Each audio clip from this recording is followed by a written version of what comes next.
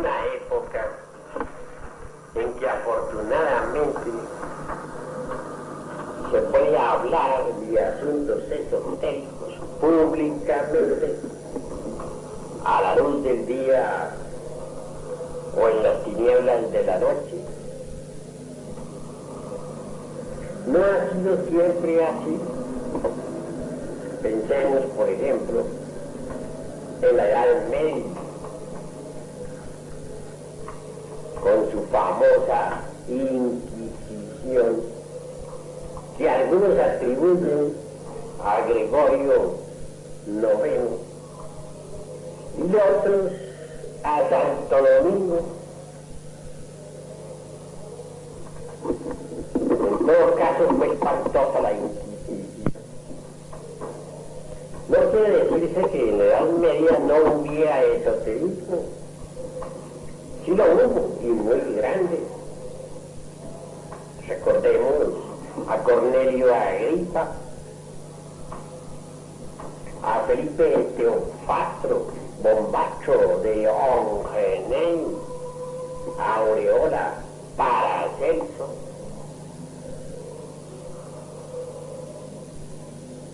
Y también al no menos famoso Doctor Fausto,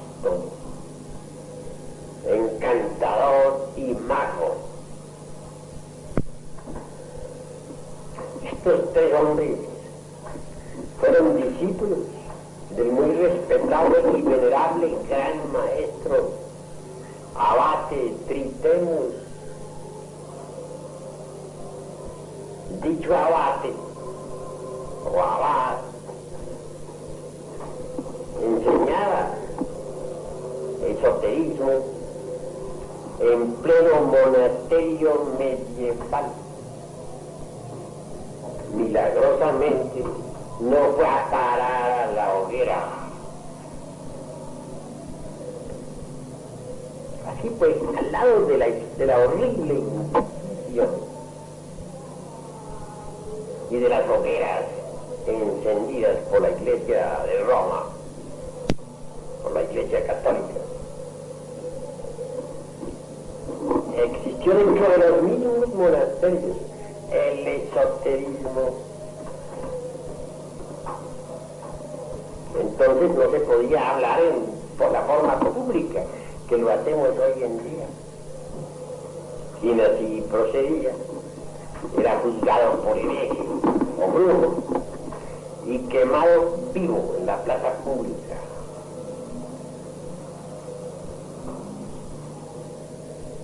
Se ha hablado mucho sobre la Inquisición,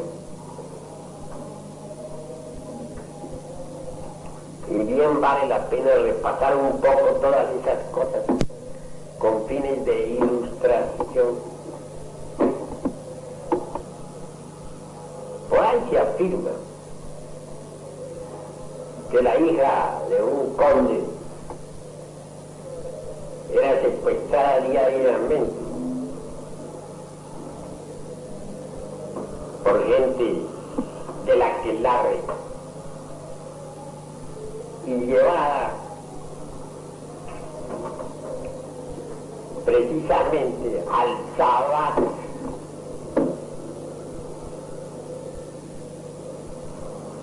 Esto sucedía por allá en siglo XV. Fue entonces cuando la Iglesia Católica encendió sus hogueras con furor espantoso. Y miles de personas acusadas de brujería eran quemadas vivas. Cosa lamentable, ¿verdad? Por algo falta entre los tantos que han escrito sobre la Inquisición y el Santo Oficio. Tienes con minuciosidad de detalles hayan expuesto las torturas inquisitoriales. recordemos a cierto autor que decía que como quiera que las brujas al ser echadas en el agua no se hundían, flotaban, porque el demonio les ayudaba, que había entonces que someterlas a otras torturas.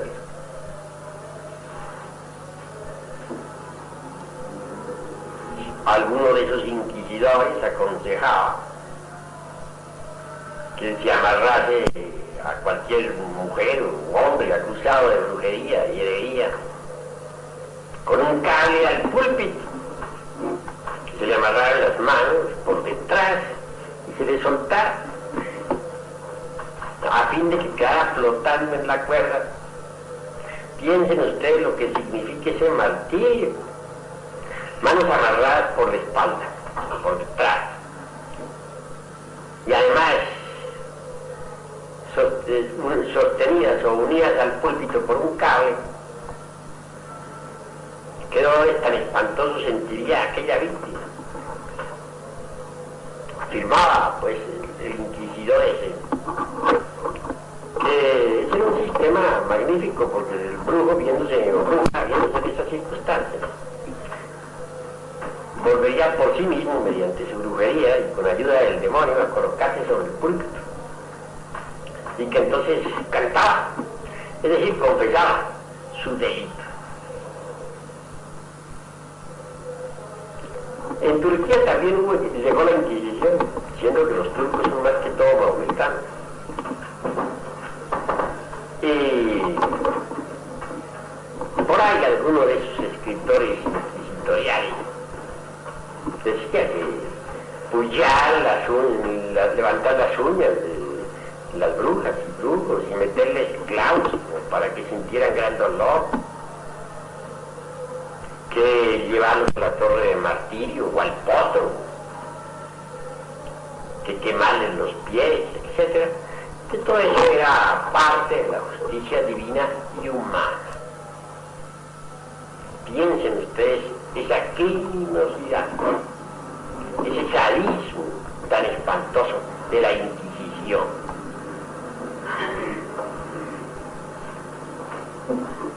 Por ahí acusaron a un pobre cura que tuvo el error de confesar que él hacía 40 años que venía pues efectuando la cópula sexual con una mujer demonio. El buen anciano ya tenía 90 años, y así con todo y su edad fue a parar con sus huesos a la hoguera. Y otro monje por ahí que también dijo que venía siempre acompañado por un demonio hembra invisible y que hacía años también copulaba con él mismo. Fue suficiente con su declaración para ser incinerado vivo en una de esas tremendas hogueras de la Inquisición.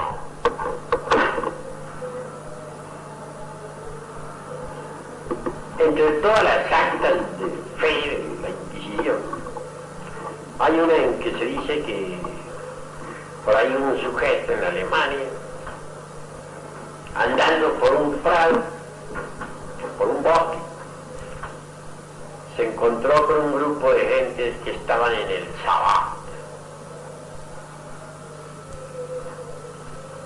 Cuando esas personas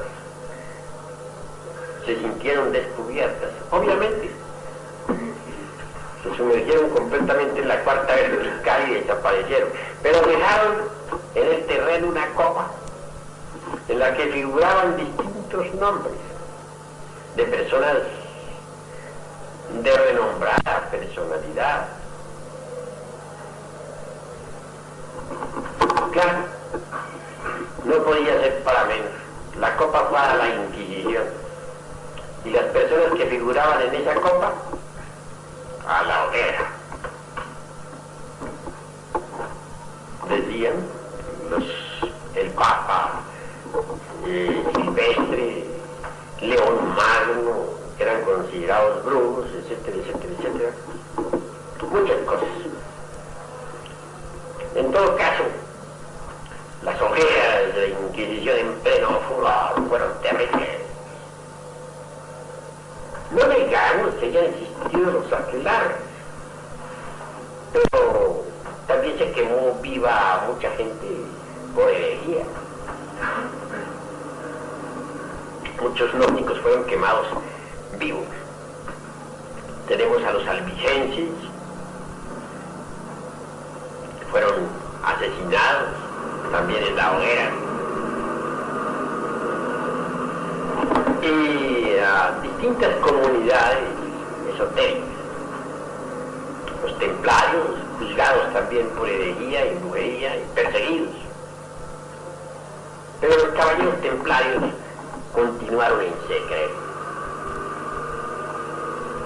Entre las cosas que se decían en la Edad Media, figura aquella en que el diablo se aparecía pues ante las gentes de la aquelarre, ante las arpías y los zánganos, en la figura del macho cabrío, o de un gato negro, o de un fantasma.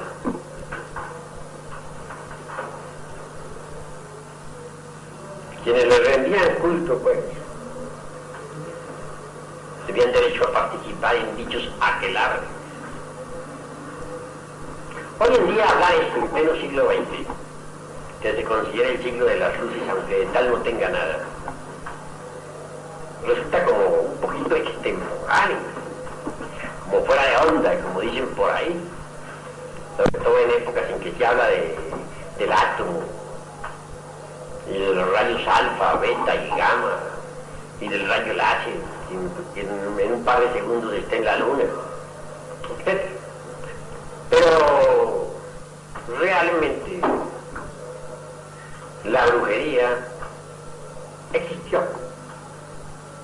Por ahí algún papa tronaba y relampagueaba. Era Gregorio IX.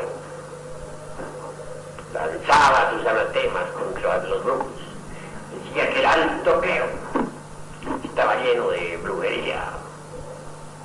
Los brujos lanzaban rayos, hacían llover granizo, dañaban las cosechas, etcétera, etcétera, etcétera. Total, a la hoguera con todos ellos. Cuando había alguna tempestad muy fuerte, también se les pasaba la mano. Y si alguna persona por ahí era sospechosa de brujería, sin más ni más, a la hoguera. Así morían miles de personas anualmente. Toda Europa quedó enlutada. Resultó que todos eran brujos. Cuando hasta el mismo famoso doctor Bacon fue juzgado como brujo. Si es cierto que no lo quemaron vivo, por lo menos sí le quitaron la libertad. Fue a parar con sus huesos a la cárcel. Ahí murió en un calabozo de la Inquisición. Todavía no me explico cómo el doctor Fausto no cayó en esa redada, siendo tan famoso como era. Pero ese río de la Inquisición. Obviamente el doctor Fausto poseía poderes extraordinarios. Y en cuanto a Cornelio Agripa, parecía un vagabundo por ahí de ciudad en ciudad, siempre errante, acusado de brujo y de hechicero y no sé qué más. Tampoco pudo ser atrapado por los señores del Santo Oficio.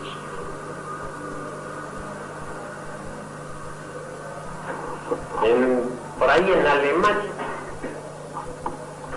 existía un brujo que dicen que a pleno mediodía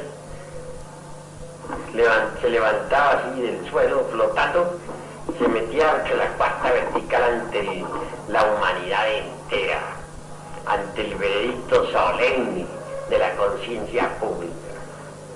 Su mujer asustaba trataba de aprehenderlo, aunque fuera por los pies, y la gente se enfurecía, desenvainaban sus espadas, pero ni su mujer ni las espadas lograban hacerle ningún daño. ¿Qué se hizo este brujo? Nadie lo sabe.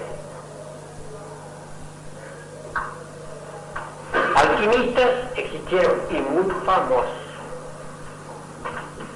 Recordemos al muy famoso Nicolás Flamel, tan grandioso, que escribió magníficas obras, que hizo tanto por la humanidad. Nicolás Flamel enseñó detalladamente todos los pasos de la gran obra. No cayó en la Inquisición, y ese es un milagro. Tampoco cayeron en divorcios. Ni el muy famoso Raimundo Lulio. Este Raimundo Lulio murió porque lo lapidaron por allá en el mundo árabe. Se fue a dar enseñanzas por allá a los moros, en su afán de llevar el cristianismo esotérico. Si hubiera enseñado a los sufis, nada le habría sucedido, pero desafortunadamente se dirigió a un pueblo fanático que nada sabía sobre esoterismo, y a piedras le mataron. De Nicolás Flamel, famoso alquimista medieval, les diré que todavía vive y que goza de perfecta salud, de larga vida.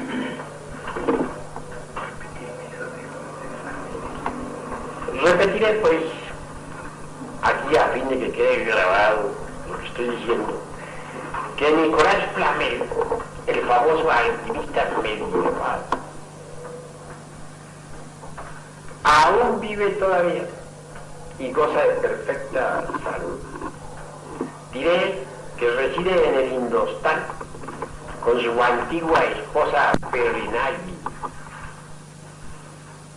Tiene el elixir de larga vida, la medicina universal y la piedra filosofal.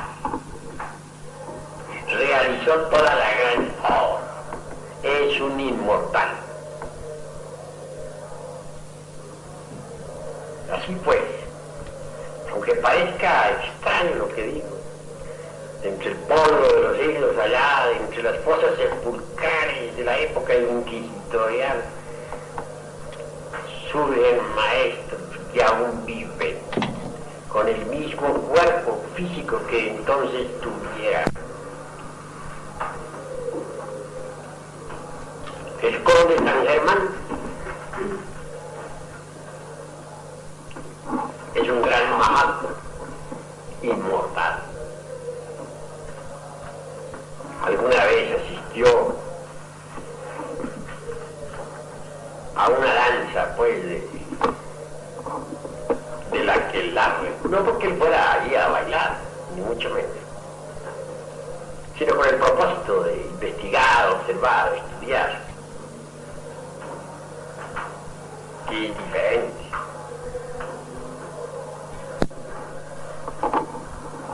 Si de brujería se trata, y hay hubo tantas persecuciones, no es extraño pues que al mismo Jesús de Nazaret lo hayan acusado de brujo y lo hayan crucificado. Máxime cuando Jesús fue llevado por Lucifer a la parte superior del templo. Máxime cuando también fue llevado por el mismo Lucifer a la cumbre de una montaña.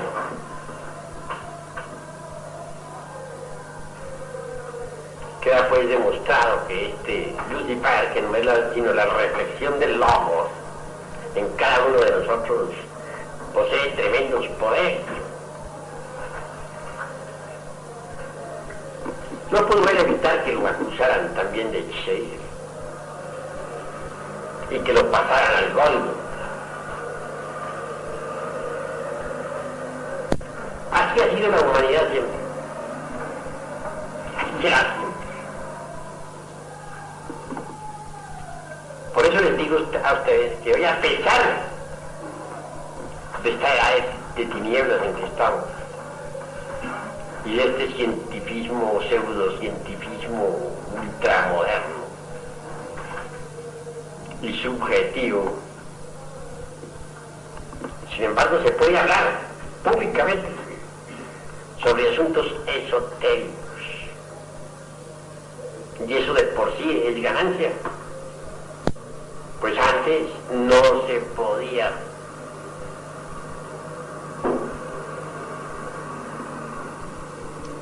Prosiguiendo con esta disertación,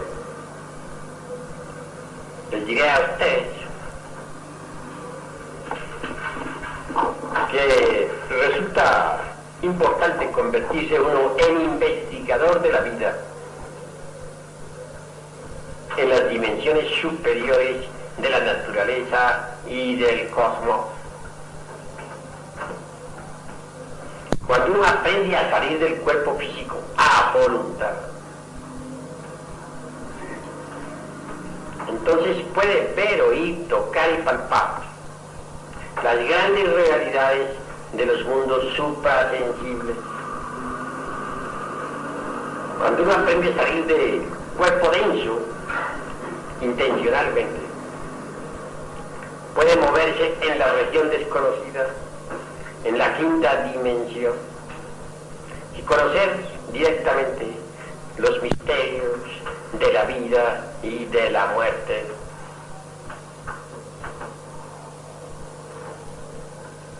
Lo importante es hacerlo. Realmente toda persona común y corriente abandona el cuerpo físico durante las horas del sueño normal. Sabido es que en el instante en que nos dormimos, los distintos yoes que poseemos rompen las conexiones con los 5 centros de la máquina orgánica.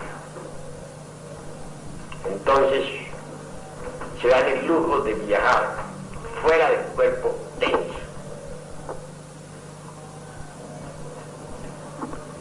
Obviamente, si uno pusiera atención a ese proceso psicológico existente entre vigilia y sueño,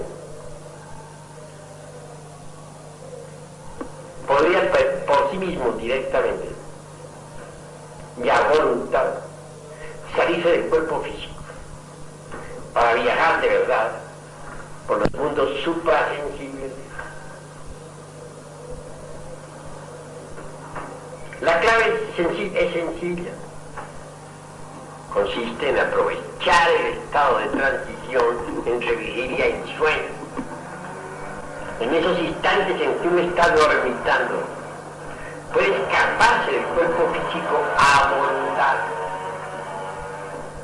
Si así procede, entra en la región suprasensible. No se trata de un proceso intelectivo. Lo que estoy diciendo debe traducirse en términos prácticos. Cuando afirmamos que levantarse de la cama en instantes de estar dormitando, no queremos que se haga mentalmente, sino que se efectúe con tanta naturalidad como cuando se levanta uno por las mañanas, ya después de haber dormido, para salir a su trabajo, tomar el desayuno. Levantarse en el estado de transición entre vigilia y sueño es importante. Cuando se hace así, las conexiones con el cuerpo físico, las conexiones con los cilindros de la máquina, quedan de hecho sueltas. Entonces, al proceder de esta manera, el cuerpo denso queda en la cama, mas por fuera queda la esencia, aunque embotellada entre el éter, para viajar a través del tiempo y del espacio.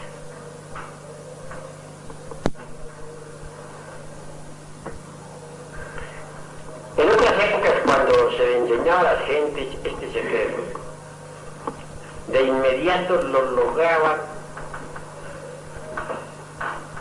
Desafortunadamente, la involución humana ha entrado en su ciclo más destructivo,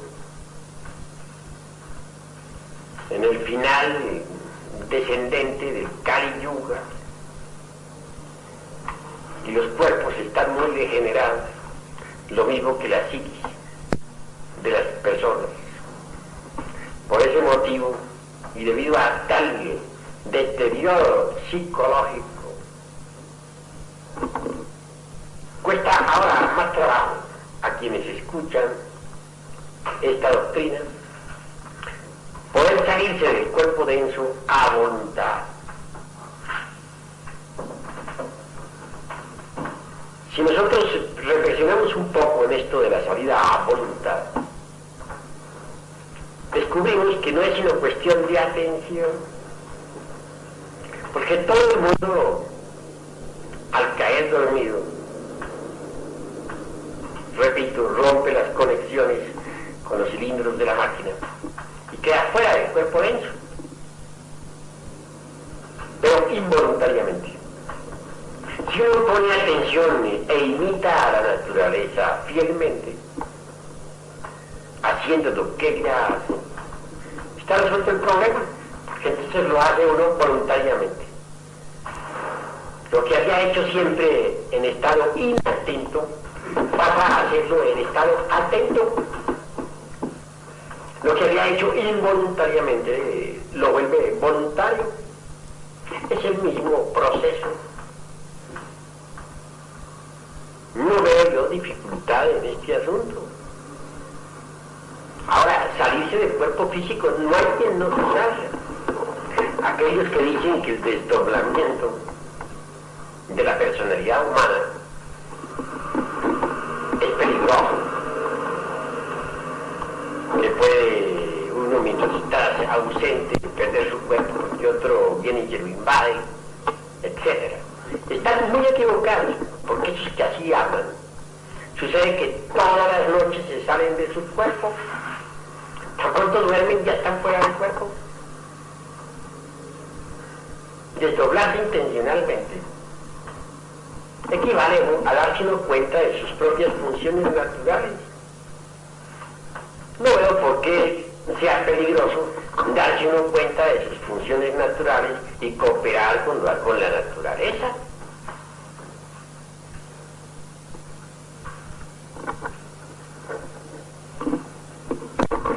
El desdoblamiento no puede ser peligroso jamás. Una de las ventajas del desdoblamiento voluntario consiste en que puede uno por sí mismo conocer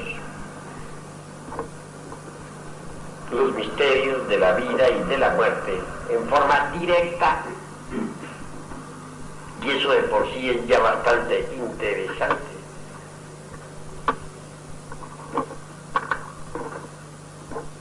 Hay gentes que creen que saben mucho porque han leído, pero en la práctica no saben nada.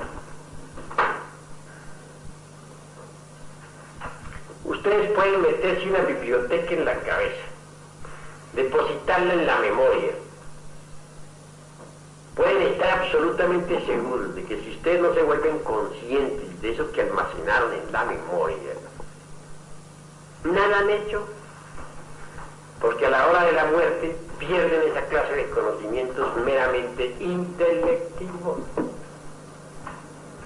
Tienen ustedes una prueba de lo que estoy diciendo. Observen muy bien que cuando uno viene al mundo,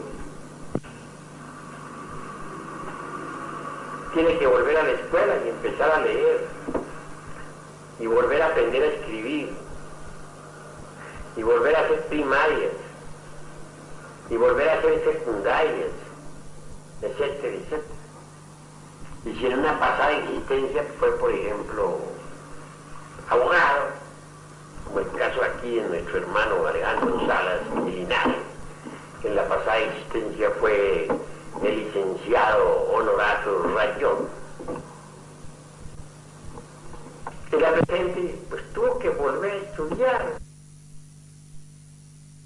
sobre la doctrina de la reencarnación. Hay quienes son expertos en poder explicar a fondo pues las leyes del eterno retorno de todas las cosas, etc. Y que ven esas personas que por el hecho de estar intelectualmente informadas ya son la mamá de los pollitos o el papá de Tarzán. Mas eso no es así. El karma y de la ley del retorno, etcétera, no sabe nada. ¿Por qué? Porque a la hora de la muerte, con esa clase de conocimientos almacenados nada más que en la memoria, no le queda nada. Ha perdido su tiempo miserablemente. Uno debe volver conscientes los conocimientos. Si uno aprende a salir del cuerpo físico a voluntad, en la quinta dimensión puede darse el lujo de repasar sus vidas anteriores. Eso es algo que queda en la conciencia. Si uno aprende a salir del cuerpo físico a voluntad, en los mundos superiores, podrá platicar con los Elohim y aprender de ellos sublimes verdades.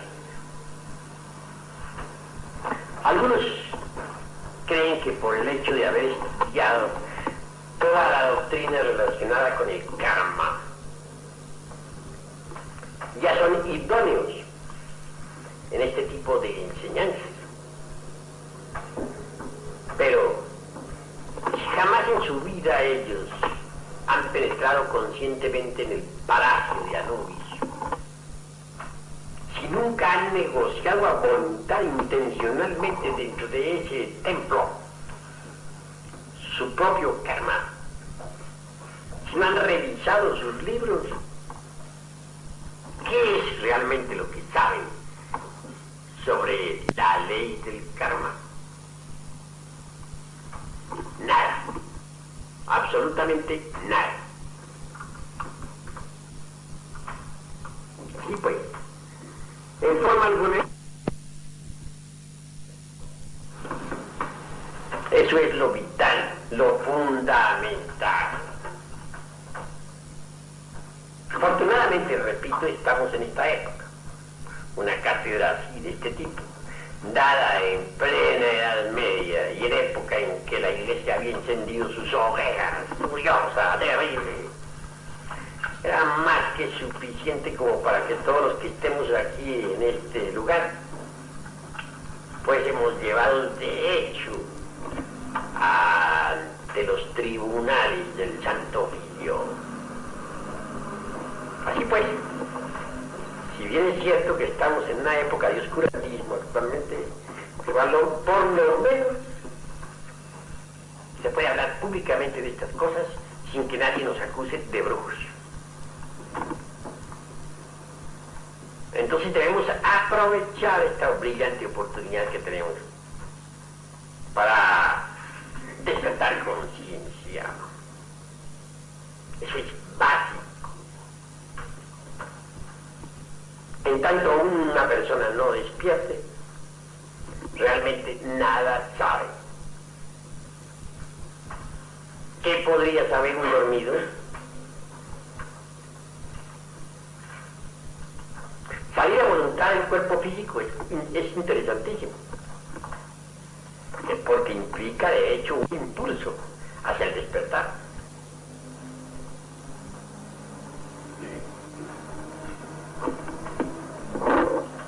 Que en épocas antiguas, medievales, hubiera gentes que metían el cuerpo en la cuarta vertical, como lo demostró Jesús de Nazaret caminando sobre el mar de Galilea, no es extraño. En la Edad Media, si Jesús hubiera realizado ese prodigio, lo hubieran llevado ante el tribunal del Santo Oficio. Es cierto también que después de que uno ha aprendido a salir del cuerpo físico a voluntad, puede darse el lujo de pasar a un estadio más avanzado de este conocimiento. Aunque parezca difícil o extraño a muchos, si alguien fuera del cuerpo físico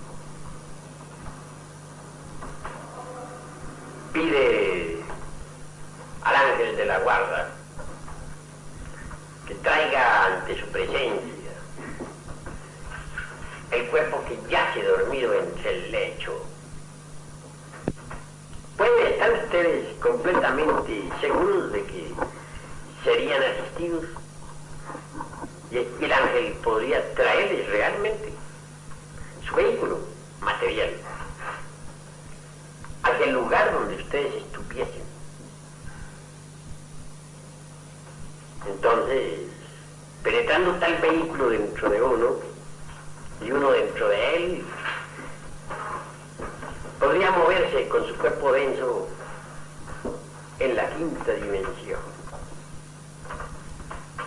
para regresar un poco más tarde a su casa y a su cama.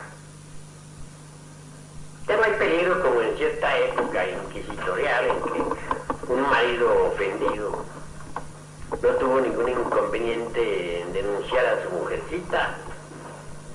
Sería que aquel buen señor, al dormirse,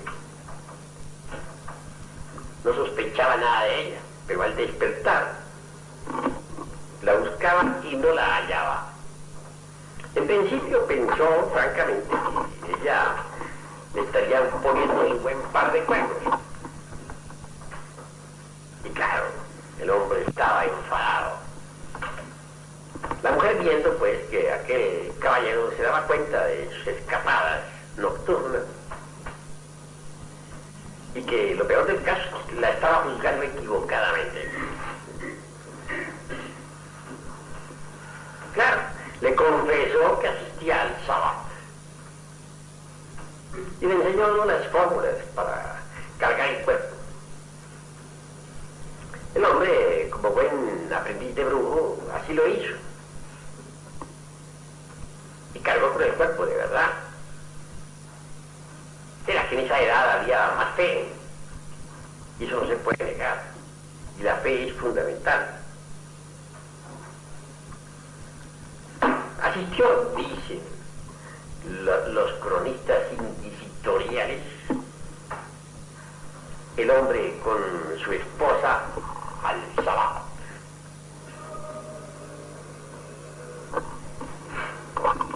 Bueno, no es que el hombre estuvo muy contento en el festín de las brujas. ¿Quién lo podría negar? Lo grave fue después, al regresar a su casa, espantado, horrorizado, presentó formal denuncia ante el tribunal del Santo Oficio. Y la pobre mujer a la hoguera.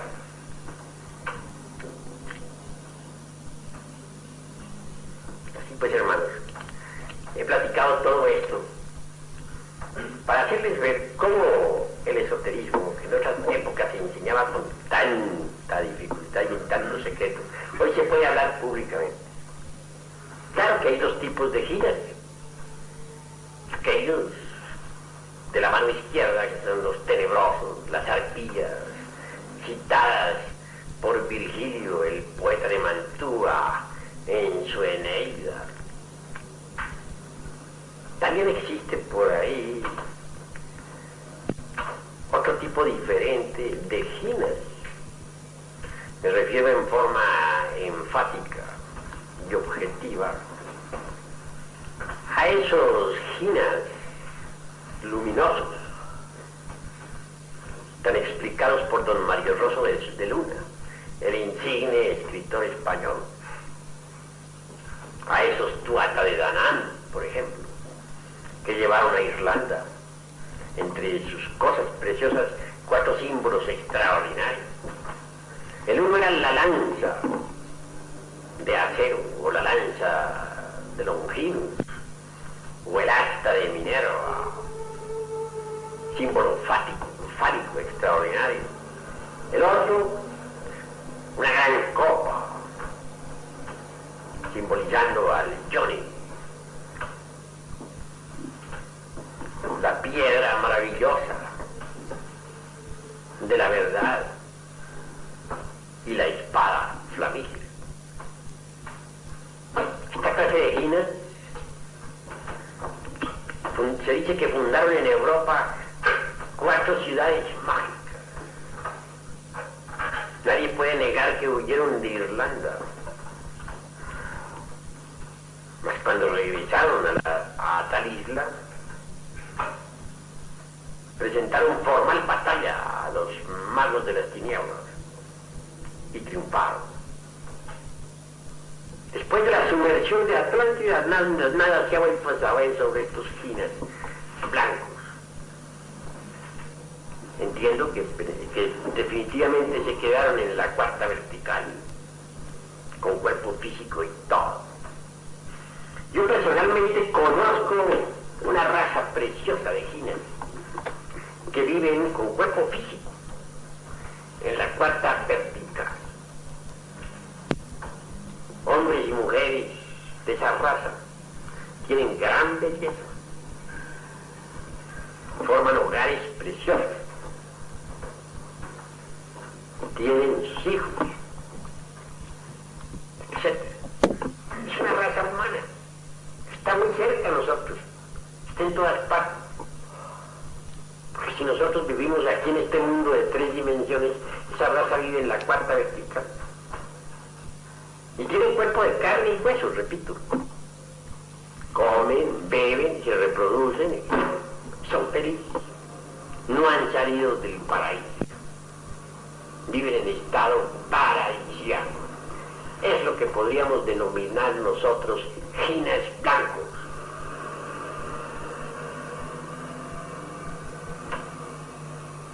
Así pues, si uno aprende a salir del cuerpo físico a voluntad, hace bien, para poder estudiar ya directamente los misterios del universo,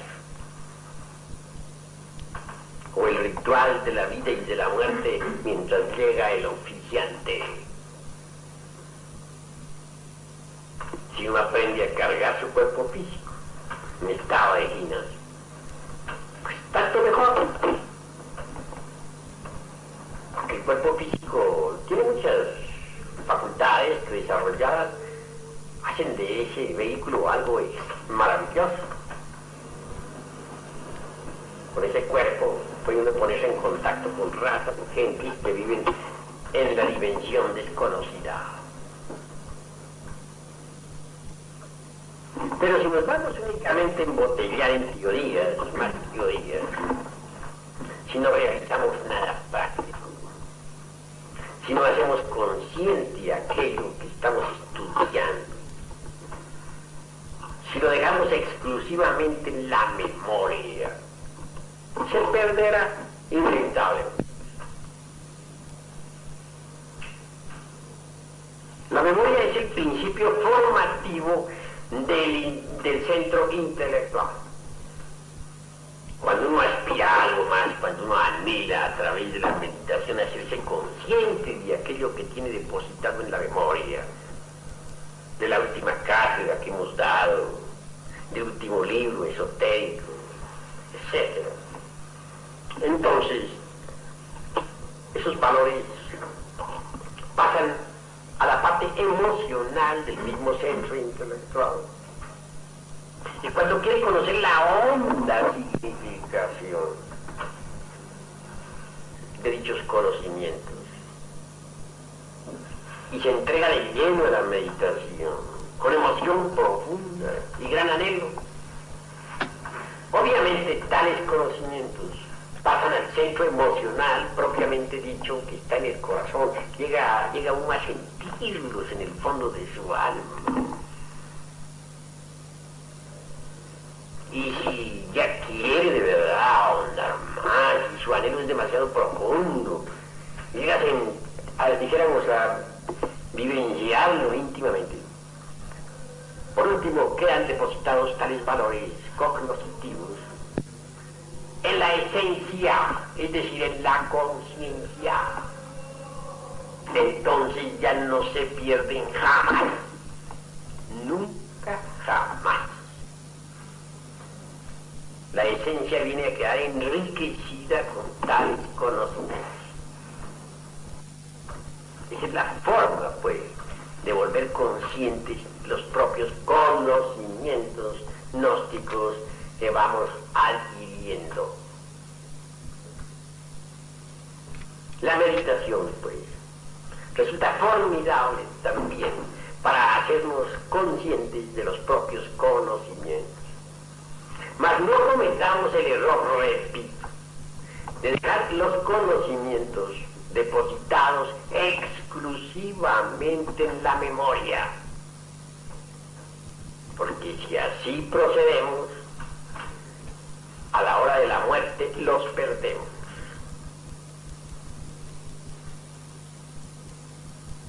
Esto es indispensable, meditarlo, comprenderlo, reflexionarlo. Bueno, hermanos, vamos ahora a pasar a nuestra cadena de curación. Claro, doy oportunidad para algunas preguntas. Puede hablar el hermano Reza. Digo, la de eso que acabas de exponer en este momento, pienso que constituye en el fondo el proceso que integra la teoría del conocimiento del gnosticismo. Y ahora me preguntas ¿es verdad que tiene alguna relación con la percepción a la que se refiere Kant en la crítica de la razón pura? Bueno, La percepción trascendental.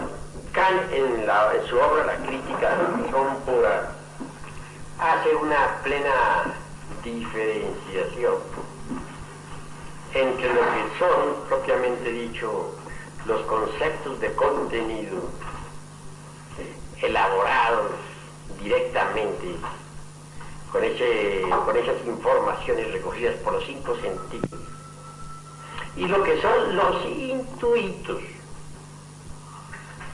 Obviamente los mismos descienden, dijéramos, de arriba del cielo de Urania para convertirse en resortes sobre los que se viene a basar directamente la razón pura. Es claro que la razón pura en sí misma es la razón objetiva, tan diferente al racionalismo subjetivo. Con el racionalismo subjetivo no podemos conocer la cosa en sí, que hablara don Emmanuel Kant, el filósofo de Königsberg. Pero mediante los intuitos y con la razón pura, sí es posible conocer naturalmente la cosa en sí. Analizado desde ese punto de vista, vemos que cuando un conocimiento cualquiera se torna consciente, obviamente se convierte, digamos, en un intuito que viene a servir de fundamento a la razón pura. Esa razón pura nos da la percepción extraordinaria de la cosa en sí. Es así como se debe, pues, entender esto a la luz de la filosofía kantiana. Con esto he dicho todo. ¿Hay algún otro hermano que tenga algo que preguntar?